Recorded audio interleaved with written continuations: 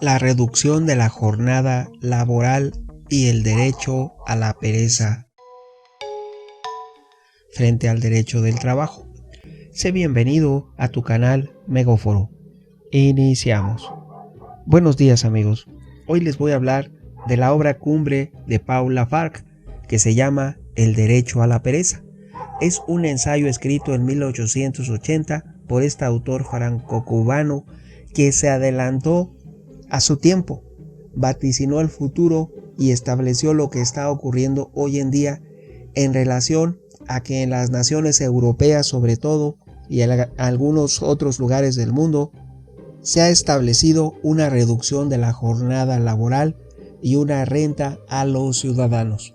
Existen países como Noruega y otros donde el gobierno otorga una renta tan solo por el hecho de ser ciudadano de ese país. Y también hay una constante reducción de la jornada laboral, como ocurre hoy en día en Alemania y en otros países. Incluso en México se han presentado iniciativas para reducir la jornada laboral de 8 a 7 horas y en lugar de que sea de lunes a sábado, únicamente de lunes a viernes.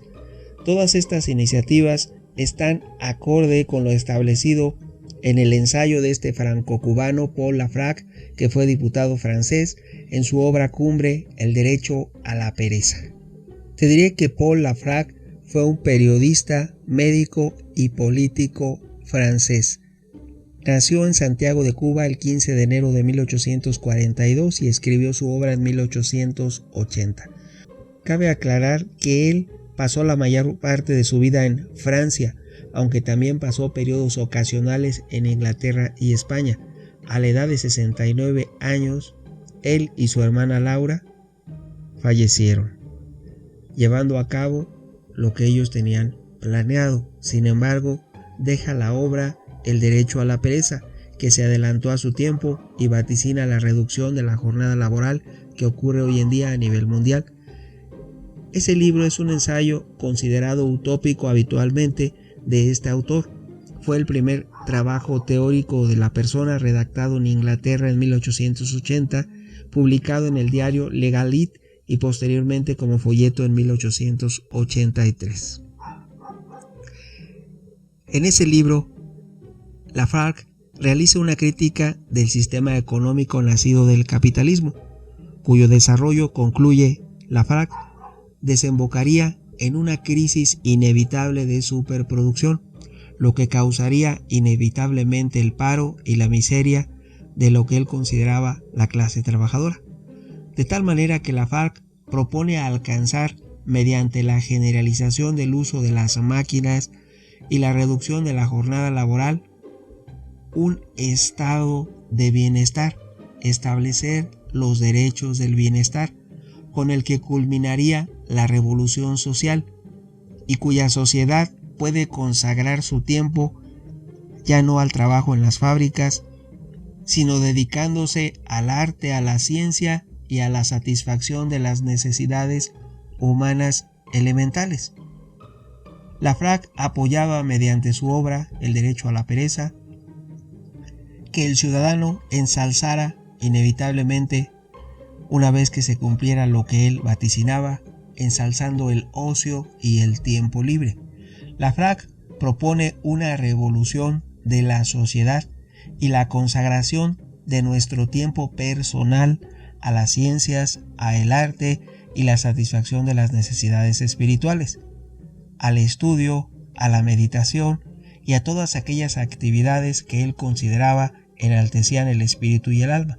También decía que no debe confundirse esta causa con el llamado estado del bienestar que maneja Otto von Bismarck, que es diferente porque este estado de bienestar deviene como consecuencia de una superproducción que va a causar un paro y que si se tomaba por ende una reducción de la jornada laboral y se generalizaba el uso de las máquinas, por consecuencia los trabajadores contarían con mayor tiempo libre que podían emplear de la manera que mejor les gustase, y por lo tanto el Estado crearía de esta manera, al garantizarles un salario y una renta a cada uno de sus habitantes, un utópico estado de bienestar. Por eso se dice que es de naturaleza utópica, según citan algunos autores contemporáneos a él mismo, a este señor, a Paul Lafrague. Este derecho a la pereza fue increíblemente popular a fines del siglo XIX, esto es, cuando se publicó en 1880, fue el equivalente a un bestseller moderno. Entre los partidarios y críticos de los movimientos sociales europeos era una obra a citar, a leer, a comentar y a compartir. Fue una de las obras literarias de mayor relevancia en la Francia de fines del siglo XIX. Aunque cabe aclarar que tras la Revolución Rusa y el auge del pensamiento partidario de las políticas soviéticas del productivismo, que es criticado en la obra de Paul Lafrague, el texto fue relegado hasta que tras la Segunda Guerra Mundial fue redescubierto para su reedición y reivindicación por sectores muy dispares, tanto en la misma entonces Unión Soviética, actual Rusia, y la Europa de aquel tiempo, abandonando su condición de una obra ideológica para convertirse en patrimonio universal. Respecto a el derecho a la pereza de Paul Lafrague, existe la crítica de Pérez Ledesma, donde dice que, pese al rigor central, Lafrague cae con frecuencia en el uso de tópicos y apologías en su análisis de las formas de vida antes de la revolución industrial, preindustriales, que se ajustan poco a la realidad histórica y mucho menos a los tiempos actuales.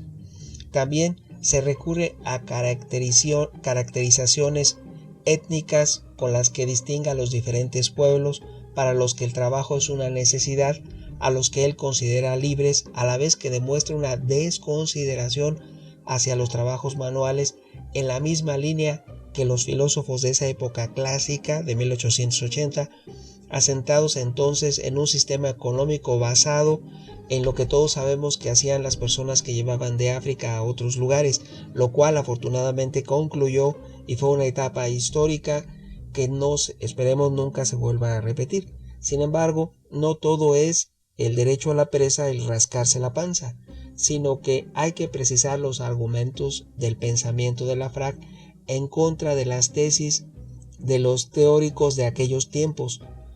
Tuvo una gran aceptación y se convirtió en todo un bestseller porque se entendía de una liberación de los trabajadores al tener menos tiempo de trabajo, una jornada más reducida y disponer de mayor tiempo para sus familias y para ellos mismos. Te diré que no es un llamamiento a rascarse la panza y mirar a las musarañas todo el día o telarañas o alguna otra cuestión, sino que es una crítica contemporánea a la forma en la que trabajamos los seres humanos. Léase la forma del trabajo que impuso, según él llamaba, algunos elementos de la burguesía, los que él consideraba burguesía capitalista, ya que Lafrague era yerno de Marx. Pero aquí aclaremos que cristalizada ya en el siglo XIX, él no quería esperar a todo lo que comentaba su suegro, que era Carlos Marx. Él quería hacer un adelanto, dijo, no quiero esperar a esa supuesta revolución, porque creo que no se va a materializar. Así que él propuso, ante las crisis recurrentes de lo que él llamaba capitalismo, que cada tanto el exceso de producción va a producir paro, porque las máquinas van a él pensaba, en ese tiempo todos pensaban, hay muchas películas de Charles Chaplin, donde todos pensaban que las máquinas iban a sustituir al ser humano.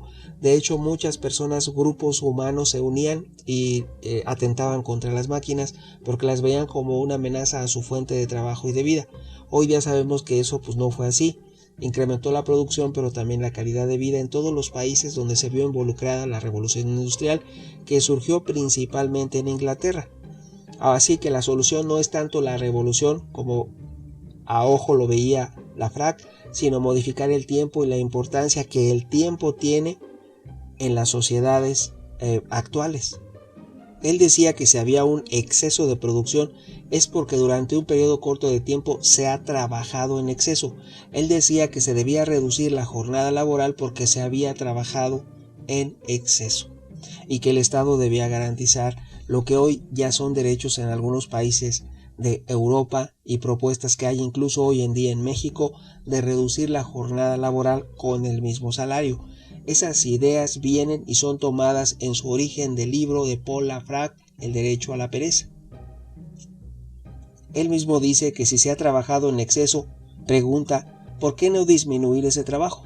Si todos y cada uno de los hombres y mujeres en edad de trabajar lo hiciesen, si todos trabajaran únicamente 3 horas al día, que era la propuesta de él, algunos otros hicieron un razonamiento y proponían jornadas de 4 horas, otros de 5.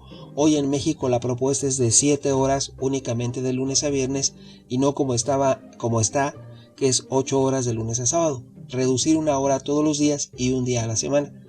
Además, él decía que nunca se llegaría a la saturación de los mercados, que nadie se desplomaría y con todo se produciría lo necesario, según él veía, para alimentar a toda la población y para mantener el nivel de vida.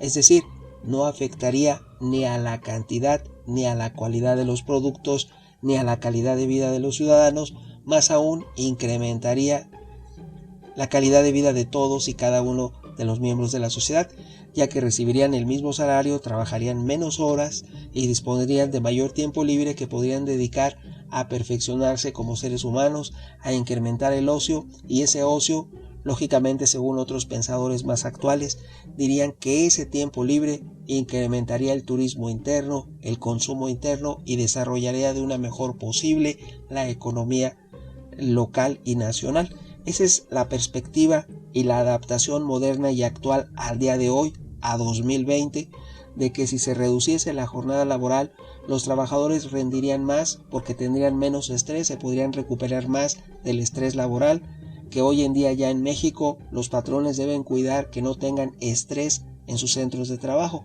Ya es una norma oficial por parte del gobierno de México a 2020.